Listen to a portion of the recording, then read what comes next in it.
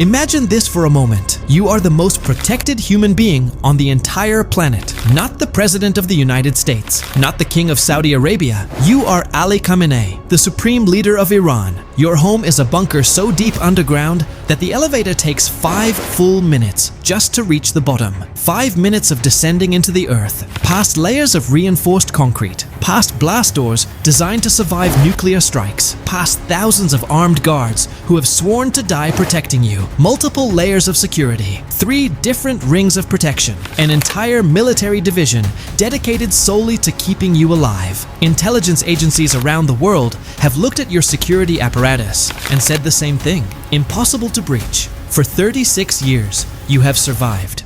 You have outlived presidents, prime ministers, and generals. You have watched your enemies try and fail 9 separate assassination attempts against your inner circle, and every single time, you walked away unscathed. You are not just a man, you are a symbol, an institution, the beating heart of a nation of 85 million people. And on the morning of February 28, 2026, at exactly 9:40 a.m., 30 hypersonic missiles dropped from the sky, not near the compound, not close to the building, exactly where Khamenei was standing. Pinpoint precision, down to the meter. In a room with 40 of Iran's most powerful leaders, the IRGC Chief, the Defense Minister, the Quds Force General, his own children and grandchildren, he had nowhere to run, no bunker to hide in, no escape route. 30 seconds of screaming, then everything turned to fire. 12 minutes. It was over in 12 minutes. This wasn't a lucky strike. It wasn't a fluke or a coincidence that somehow got lucky. This was decades of planning, a puzzle that started way back in 2018,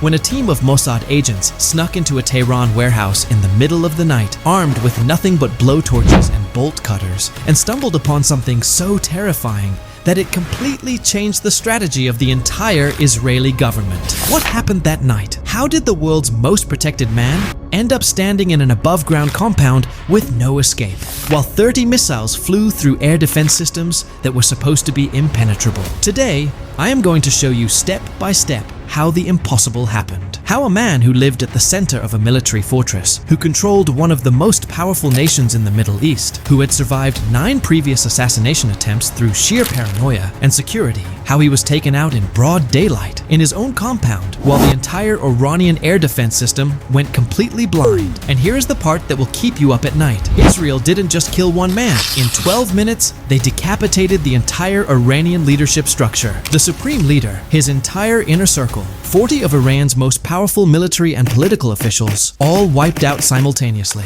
This is the story of how 30 missiles, 12 minutes, and 1 terrifying piece of intelligence brought down the Islamic Republic's most valuable asset.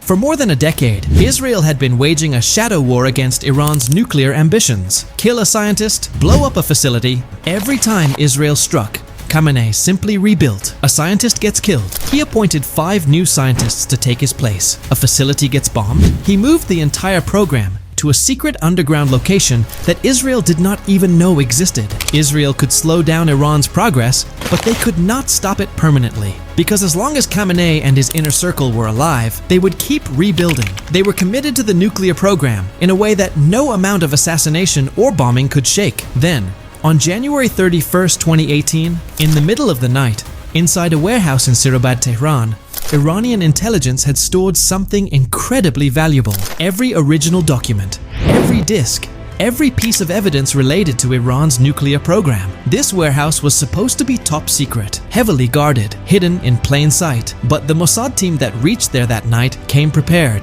Blowtorches to cut through the iron safes, bolt cutters for the locks. They worked through the darkness, carefully removing half a ton of documents and disks from those vaults. By the time the sun rose, they had loaded everything into a truck and were already speeding towards the border. The documents revealed that Iran was much closer to a bomb than anyone had realized. And that is when the Israeli War Cabinet had a terrifying realization. The strategy of bombing nuclear facilities and killing scientists that was not working. Because as long as Khamenei and his core leadership team were alive, they would simply rebuild again and again. And that was the moment when the plan to eliminate Khamenei began. But here is where things get complicated. You cannot just decide one day to kill the supreme leader of Iran and go do it. This was not some mid-level commander being tracked in a truck. This was the most protected human being on the planet. Let me pause here and explain just how complicated this was. Khamenei was not just a political leader. He was a religious figure, a symbol of the entire Iranian revolution. He was Ayatollah, supreme leader, commander-in-chief of the armed forces. His face was everywhere, on billboards, on currency, in every government building across Iran. If Israel simply assassinated him without preparation, it would not just start a war, it would trigger a regional conflict. Here is what would happen. 1. Iran would retaliate massively. Thousands of missiles would be launched at Israel. Hezbollah in Lebanon would open a northern front. Houthis in Yemen would attack shipping lanes. The entire Middle East would be on fire. 2. International law. Assassinating a head of state is a violation of international law. Israel would face massive political backlash from the international community. The United Nations would condemn them. Allies would distance themselves. 3. Russia and China. Remember, Iran has close relationships with both. Russia has a mutual defense agreement with Iran. If Israel attacked Iran's supreme leader, they might be forced to respond. 4. The nuclear program. Even if they killed Khamenei, Iran still had centrifuges, uranium, and scientists. The program would not disappear. It would just be under new leadership. So Israel had a massive problem. They needed perfect intelligence. They needed to know Khamenei's movements, his patterns, his security protocols, the layout of his compounds, his schedules, everything. So Israel made a calculated decision. They would wait, they would prepare, they would gather intelligence for years. They fed them into advanced AI systems that analyzed every movement, every decision, every potential variable. Within months, the AI had predicted Khamenei's likely movements months in advance. It knew where he would be. But AI analysis was only part of the puzzle. To truly know what was happening inside Iran, Israel needed something else: human intelligence on the ground. Starting in 2018, Mossad began an aggressive campaign to infiltrate Khamenei's inner circle. This was not just recruiting spies. This was placing agents in crucial positions. Here is how it worked. Some of their agents were positioned as security personnel, guards who had access to the compounds, people who could confirm whether the patterns Israel observed were actually being followed. Some were in the administrative staff, secretaries, assistants, people who heard conversations, knew schedules, officers who could provide information about Iran's defense posture, their air defense systems, their response protocols. And here is the terrifying part. Khamenei had no idea they were there. He shook their hands. He trusted them with his life. He had no clue that some of the people closest to him were reporting his every move to Israel. Now, let me pause here because this is where people get confused. Some people think intelligence gathering is like a James Bond movie. Explosions, car chases, dramatic escapes. The reality is much more boring. It is about patience. It is about waiting years for the right moment. It is about building trust so deep that even the supreme leader of Iran does not suspect you. Diplomatic preparation. Remember, Israel could not do this alone. They needed the United States on board, but getting the US to approve an assassination of a foreign leader is not easy. Here is what happened behind closed doors. Over the years leading up to 2026, Iran had been escalating its aggressive behavior in the region. They were supplying weapons to Hamas in Gaza, Hezbollah in Lebanon, the Houthis in Yemen. They had attacked US bases in Iraq and Syria. They were enriching uranium at levels that concerned the entire international community. Israel and the United States had been coordinating intelligence on Iran for decades. But in the years leading up to 2026, that coordination became much closer. Israeli intelligence shared everything they knew about Iran's nuclear program with the US. They shared the documents stolen from the Sirobad warehouse. They shared the information about hidden underground facilities. They shared the AI analysis of Khamenei's patterns. By early 2026,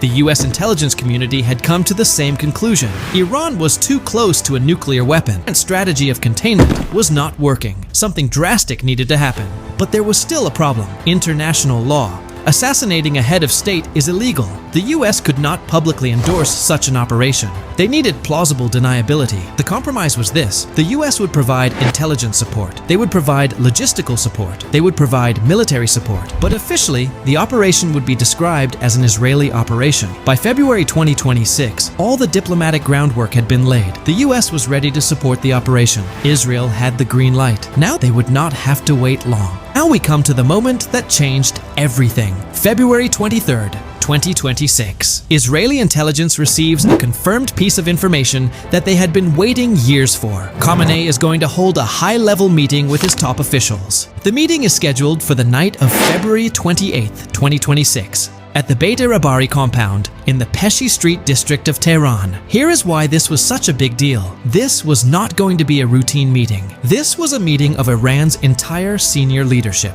The supreme leader himself, Ali Khamenei, the IRGC Chief, Mohammad Pakpour, the defense minister, Aziz Nasirzadeh, the Quds Force General, Esmail Qani, 40 other senior military and political officials. This was the entire leadership of Iran gathering in one place at one time. It was a golden opportunity. But there was a problem. Israel was not sure if the meeting was going to be held above ground in the Bait-e-Rahbari compound or below ground in the bunker. If the meeting was in the bunker, the attack would be nearly impossible. The bunker was designed to survive nuclear strikes. It was protected by dozens of feet of reinforced concrete. Even a direct hit from a bunker buster might not be enough. So Israel waited. They needed more intelligence. 4 days passed. Every day, the tension grew. Israel's agents inside Iran were working frantically to confirm the location of the meeting. Then, on February 27th, 2026, 2 more pieces of critical intelligence arrived. First, the meeting would not be in the bunker. It would be above ground in the compound itself. Second, the meeting had been moved from the night of the 28th to the morning of the 28th, 9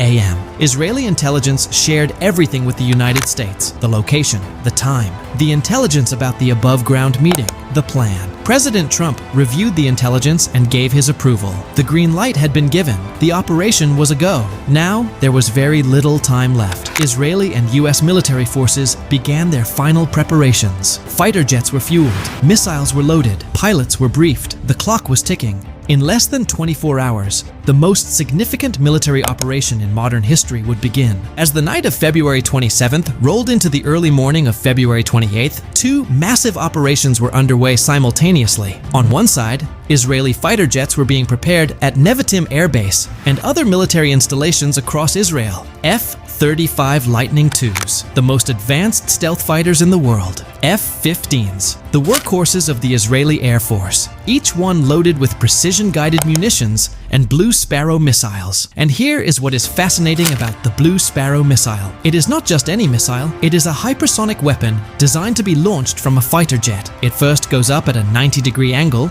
exits the Earth's atmosphere, and then re-enters at hypersonic speed. The target has virtually no time to react. By the time the missile appears on radar, it is already too late. On the other side, the US Navy was preparing its contribution to the operation. Aircraft carriers and destroyers in the Persian Gulf were moving into position. They were loaded with EA-18G Growler electronic warfare aircraft, designed specifically to jam enemy radar systems. But Israel's most powerful weapon in this operation was not actually a missile or an aircraft. It was their cyber warfare unit. They are one of the most sophisticated cyber warfare units in the world. And they had been preparing for this moment for years. Here is what they had done. Years ago, while Iran was installing its Russian-made S-300 and Bavar 373 air defense systems, Israel had embedded malware into the systems through the supply chain. When activated, that code would bring down Iran's entire air defense network. This was not just a backup plan, this was the primary plan. The missiles and the aircraft were just the delivery mechanism. The real key to the operation was the cyber attack. And so, as the sun rose on February 28th,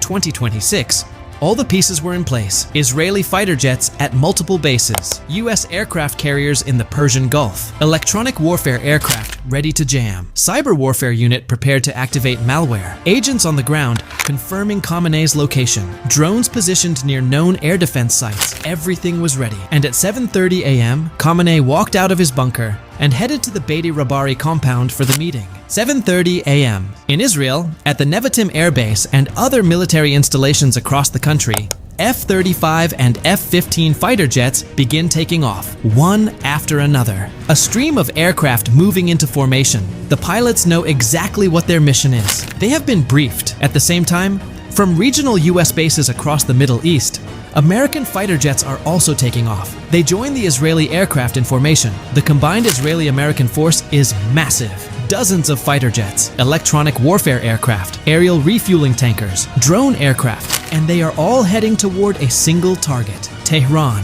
The flight route had been carefully planned. The aircraft would travel over Jordan, through Iraq, and then into Iranian airspace, a route that experts predicted was the most likely path for an attack on Tehran. The aircraft had to fly low to avoid radar. They used mountains for cover. They flew in formation so that they appeared as a single large target on radar rather than dozens of individual aircraft.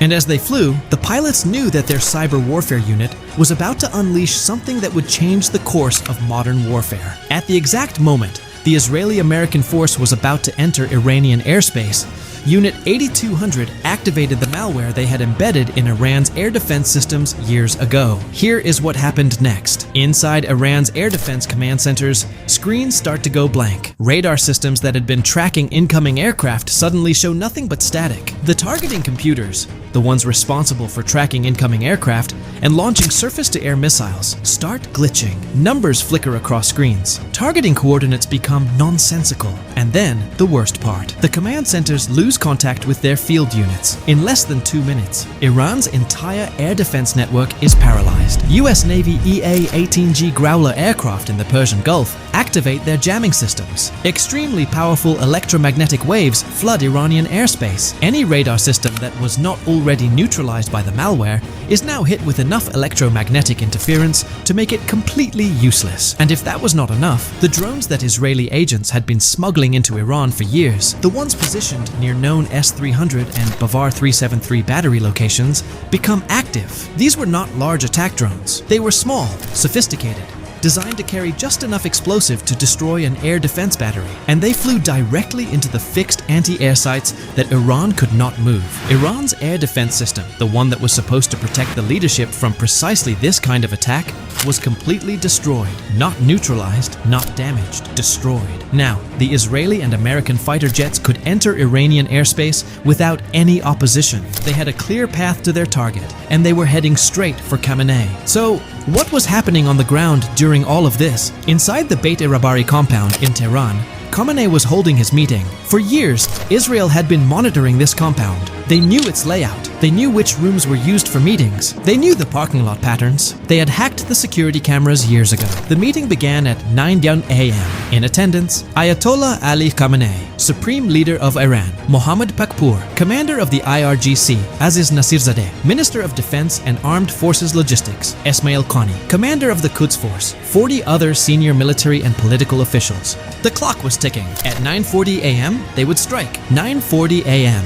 The Israeli and American fighter jets reached the Bait-e-Rahbari compound in Tehran. The pilots can see the compound below them, the building where the meeting is happening. Now comes the moment of truth. The first wave of fighter jets releases its payload, Blue Sparrow missiles. More than 30 of them.